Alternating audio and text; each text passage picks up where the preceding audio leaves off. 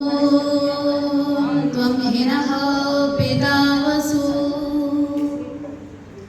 त्वं मातः शतक्रतुः बभूविथ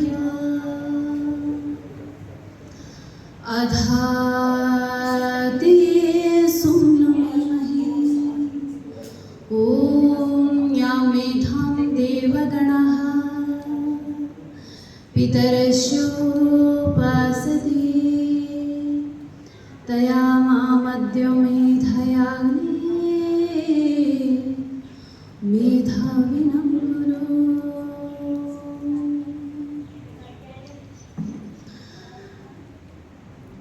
परम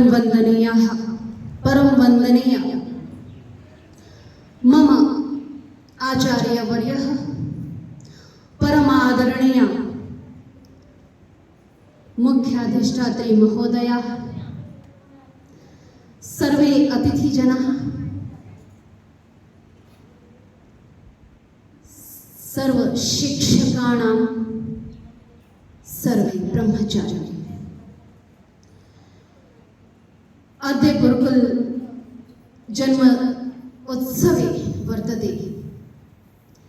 चूंकि संस्कृत हमारे भारतवर्ष की सर्वाधिक पूज्य सर्वाधिक प्राचीन भारतवर्ष की नहीं अपितु समस्त विश्व की प्राचीन भाषा है और अब तो नासा ने भी इसे स्वीकार कर लिया है। नासा ने भी स्वीकार किया है कि सर्वाधिक तीव्रता से कंप्यूटर ग्रहण करता है किसी भाषा को तो वह है संस्कृत।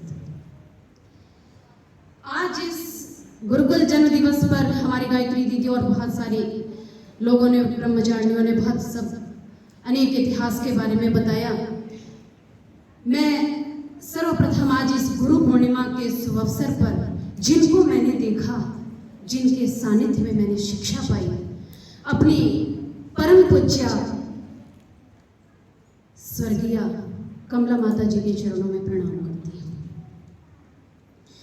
मैं अपने उस जगत गुरु महर्षि देव दयानंद सरस्वती के पावन चरणों में भी मैं पुनः पुनः आजीवन प्रणाम करती हूँ, जिनके लिए मैंने अपना संपूर्ण कार्य संपूर्ण जीवन समर्पित किया। और आज कुछ श्रद्धा सुमन मैं अपने उस गुरु को समर्पित करना चाहती हूँ, अपने भावनाओं का, अपनी संवेदनाओं का, अपने समर्पण का, अपनी श्रद्धा का, जो आज सौभाग्यवश मेरे समक्ष उपस्थित हैं, जिनसे मैंने वेदों की शिक्षा ली और आज वेदों का क्रम पाठ, वेद पाठ, पंचधन्य पाठ, शिखा पाठ, जठा पाठ, अष्ट विकृतियों के साथ साथ वेदों के समस्त अनुक्रमणिकाएं मैं सीख पाई। ऐसे आचार्य श्री के चरणों में भी प्रणाम करती हुई, चूंकि मैं एक लेखिका और कवित्री भी हूँ, इस नाते गुरु पूर्णिमा के पावन सुअवसर पर मेरे गुरु के प्रति मेरी श्रद्धा सुमन है। क्या कहूँ, कैसे कहूँ हे आचार्य श्री मेरे पूज्य श्री, क्या कहूँ, कैसे कहूँ हे आचार्य श्री मेरे पूज्य श्री। गुकार तुम रुकार तुम सदा सदा स्वीकार हो, गुकार तुम रुकार तुम सदा सदा स्वीकार हो। गणेश वृत्ति, गिरा वृत्ति और गंग वृत्ति आधार हो, इसलिए मेरे आचार्य तुम सदा सदा स्वीकार हो। मुझे सजग सार्थक सशक्त बनाने वाले हे आचार्य श्री तुम सदा सदा स्वीकार हो, तुम सदा सदा स्वीकार हो।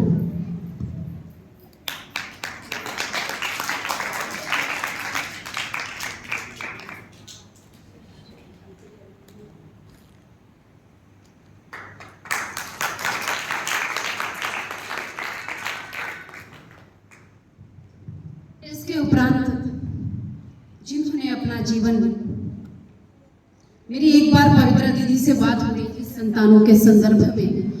मैंने कहा दीदी चिकित्सा करा लीजिए, कई वर्ष पूर्व की बात है।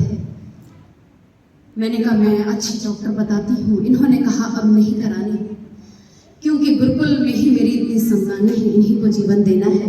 तो मेरी बड़ी दीदी जो गुरुकुल को जिन्होंने अपना जीवन दिया है, उनके प्रति भी मेरी कुछ, मैंने उनके नाम की व्याख्या की है और आज उनके नाम की व्याख्या को मैं गुरुकुल जन्मोत्सव में प्रस्तुत करूंगी। पवित्रा परमात्मा की अनुपम कृति है, जो विमलता विनय विश्वास का की प्रतीक है, जो त्राण करने हेतु कन्याओं को सजीवन अर्पित करने वाली पवित्रा दीदी हैं वो आपकी।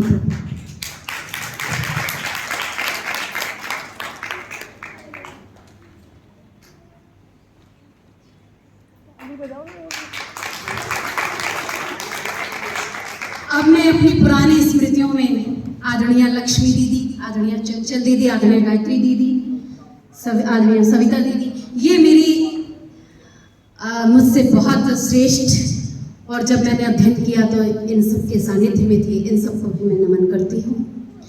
और सर्वप्रथम समयाभाव है, संक्षेप में मेरी बहनों मैं उन चीजों को बताना चाहूंगी आप सभी के लिए। महर्षि दयानंद सरस्वती का मैं एक काशी विश्वनाथ में जब शास्त्रार्थ कर रहे थे, महर्षि, बड़े ध्यान से सुनना, बिल्कुल शांति से बैठ जाइए, एकदम अनुशासन में, एकदम शांत। महर्षि दयानंद, बड़े ध्यान से सुनिएगा महर्षि, क्योंकि आप सबका ये तपस्या का जीवन है और आज गुरु पूर्णिमा यही अवसर है जहां पर गुरुओं के शिष्यों की परंपरा का सत्संग बहाया जाता है। तो महर्षि दयानंद सरस्वती जब सारनाथ में थे, काशी में थे, वहां पर एक व्यक्ति आता है और महर्षि दयानंद सरस्वती से एक प्रश्न करता है, यदि किसी व्यक्ति में 5 चीजें आप देखना चाहेंगे तो क्या देखना चाहेंगे? महर्षि ने कहा, मैं 5 चीजों में कुल, विद्या, प्रतिष्ठा, धन और शील देखना चाहूंगा। बोला ये 5 चीज जिस व्यक्ति के अंदर ना हो उस व्यक्ति का जीवन व्यर्थ है। बोला अच्छा, इन 5 चीजों में से यदि किसी एक को कम करना पड़े तो किसको कम करना पसंद करेंगे? महर्षि ने कहा, कुल को करना पसंद करूंगा, क्योंकि यदि व्यक्ति किस कुल में जन्मा है यह महत्व नहीं रखता है, यदि यह निराधार है तो यदि यह कम करना पड़े तो 4 चीजें ठीक है। महर्षि से पुनः प्रश्न किया, इन 4 में से भी यदि एक किसी को कम करना पड़े तो किसे करेंगे? उन्होंने कहा, प्रतिष्ठा को कर दूंगा। प्रतिष्ठा रहे या ना रहे, इस पे भी कोई व्यक्ति के व्यक्तित्व पर अंतर नहीं पड़ता है। मैं संक्षेप में बताती जाती हूँ। उन्होंने पुनः कहा, यदि इन 3 में से किसी को कम करना पड़े तो किसे करेंगे? उन्होंने कहा, विद्या को कर दूंगा, धन को कर दूंगा। और धन, यदि धन ना भी हो किंतु व्यक्ति के व्यक्तित्व का, उसके गुणों का धन सर्वाधिक महत्वपूर्ण होता है। और यजुर्वेद में तो कहा भी गया है, वयम श्याम पतयोरयिणाम, रई यानी दिव्य धन की कामना की गई और वह दिव्य धन होता है व्यक्ति के व्यक्तित्व द्वारा अर्जित किया गया था। बोला यदि इन दोनों में से, अब 2 बचे 2, और 2 में से यदि कम करना हो तो किसे कर देंगे? तो उन्होंने कहा, मैं विद्या को कर दूंगा। विद्या यदि ना भी ले तो भी कोई बात नहीं, लेकिन शील को कम करने की बात ना करना, क्योंकि शील, चरित्र, नैतिकता यदि यह व्यक्ति की समाप्त हो गई ना तो सारी चीजें समाप्त हो जाती हैं। और शील, चरित्र और नैतिकता जिसके अंदर है वो सभी को अर्जित कर सकता है, और जिसमें यह चीजें नहीं हैं वो चारों के होते हुए भी सारी चीजें उसके पास से चली जाती हैं। यही है गुरु पूर्णिमा का सार। तो गुरु पूर्णिमा मेरी बहनों, आप इन चीजों को जानिए कि गुरु पूर्णिमा भारत के साथ साथ नेपाल और भूटान में भी मनाया जाता है। संक्षेप में कुछ जानकारियां दे दूं। और गुरु पूर्णिमा का अवसर, ये बड़ा प्राचीन परंपरा है।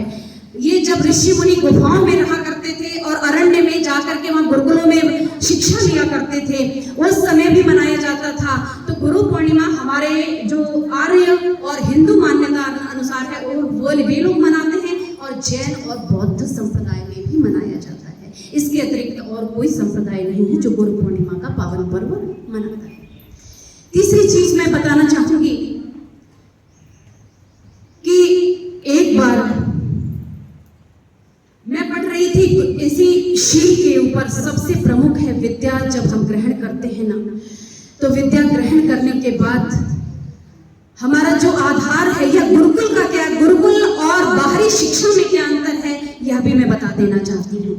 अध्ययन 2 प्रकार से किया जाता है। ये जो शिक्षक महोदय आए हैं, आप एग्जामिनर परीक्षक महोदय, इनको जरा बोलिएगा। परीक्षक महोदय, मैं चाहूंगी कि आपके माध्यम से बाहर शिक्षकों तक यह बात पहुंचे। गुरुकुलीय शिक्षा और बाहरी शिक्षा में क्या अंतर है?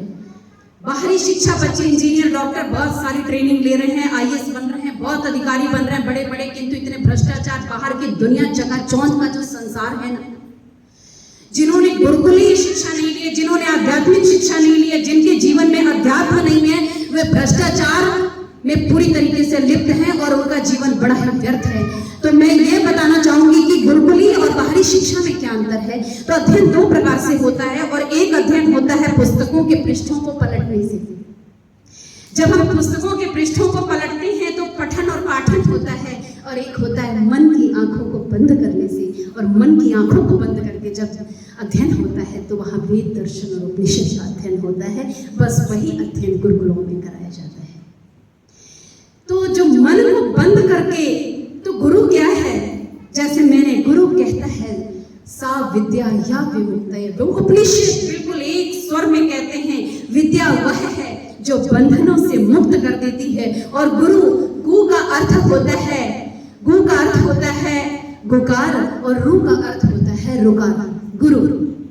तो एक मुझे विदुर ने बहुत सुंदर श्लोक लिखा है, और वह श्लोक आता है, और वह श्लोक मैं अपने आचार्य श्री को पुनः समर्पित करती हूँ।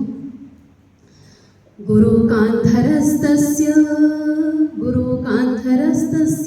रुकारस्तेज उच्यते, गुरु कांधरस्तस्य गुकारस्तेज उच्यते,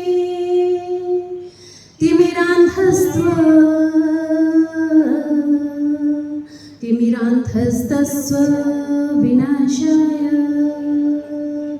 तस्मै श्री गुरुवे नमः। यानी गुकार, गुरु वह है जो अंधकार का, विद्यार्थी के अंदर, छात्र के अंदर गुकार यानी अंधकार का नाश कर देता है, बुराइयों का नाश कर देता है। विद्या विमुक्त कैसे करती है?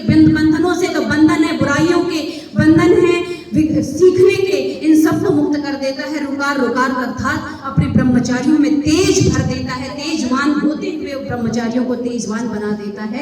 ऐसा ही गुरु। और दूसरा बड़ा सुंदर एक श्लोक और मुझे याद आता है, जिसे मैं महर्षि देवदयानंद सरस्वती के चरणों में समर्पित करूंगी, और वह श्लोक है अज्ञानम तिमिरान्धस्य